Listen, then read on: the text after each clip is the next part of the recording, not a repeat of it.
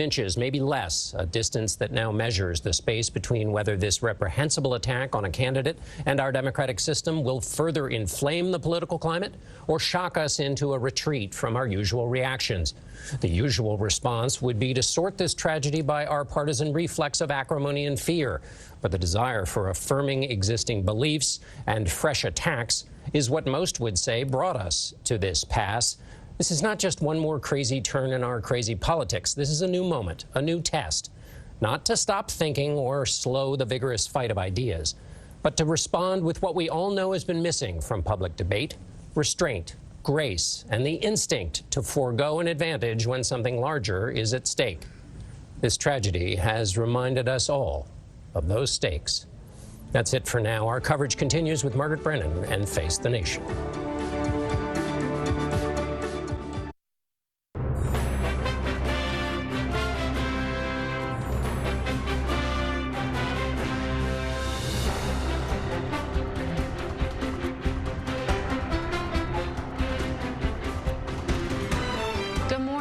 As we come on the air this morning, the stunning events of last evening, the attempted assassination of former President Donald Trump at a political rally in Butler, Pennsylvania, have shaken, angered, and scared many Americans.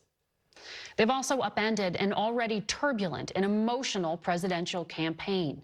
Saturday night, President Biden condemned the shooting. There's no place in America for this kind of violence. It's sick. It's sick. It's one of the reasons why we have to unite this country. We cannot allow for this to be happening. We cannot be like this. We cannot condone this. In addition to the alleged shooter, one attendee was killed and 2 others critically injured. And we will try to get answers to the many questions we have about security for the former president, as well as the motive of the 20-year-old shooter. Our Scott McFarland was at that rally, along with 2 of our campaign reporters, and that is where we begin. 6 minutes after the former president took the stage in Butler, Pennsylvania yesterday evening, shots rang out. Take a look at what happened.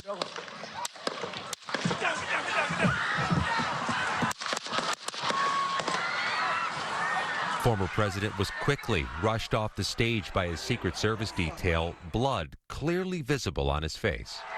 Shaken yet defiant, Mr. Trump raised his fist several times as he was taken from the scene, shouting, "Fight." He was taken to a nearby hospital and following his release issued a social media post saying he'd been shot with a bullet that pierced the upper part of his right ear. He said he heard a whizzing sound, shots, and immediately felt the bullet ripping through the skin. The shooter was shot and killed by Secret Service snipers from his location atop a shed outside the security perimeter, but between 150 and 300 feet from the stage where the former president stood, with dozens of supporters in stands behind him and beside him. In addition to Mr. Trump's injury, 1 man was killed and 2 critically wounded. CBS News spoke to an eyewitness who'd been seated behind the former president and said he administered CPR on the victim who died. Somebody over there was screaming, "He's been shot, he's been shot." So I made my way over. I said, "I'm an emergency department physician. Let me help you." The guy had spun around, was jammed between the benches.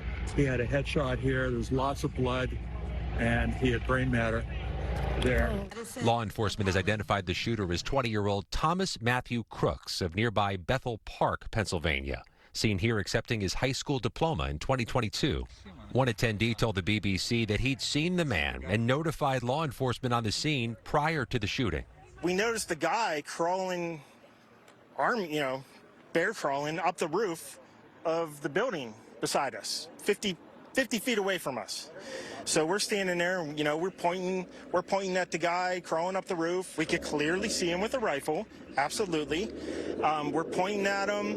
The police are down there running around on the ground. We're like, "Hey, man, there's a guy on the roof with a rifle." The motive of the shooter is unknown and under investigation. The 20-year-old registered Republican, for somebody his age, had no large-scale social media presence. We do know an event that was supposed to be uniquely secure resulted in the wounding of a former president, the death of a rally-goer, injuries of others, and untold damage, Margaret, to the fabric of the country. Scott McFarland, and we're glad that you are safe.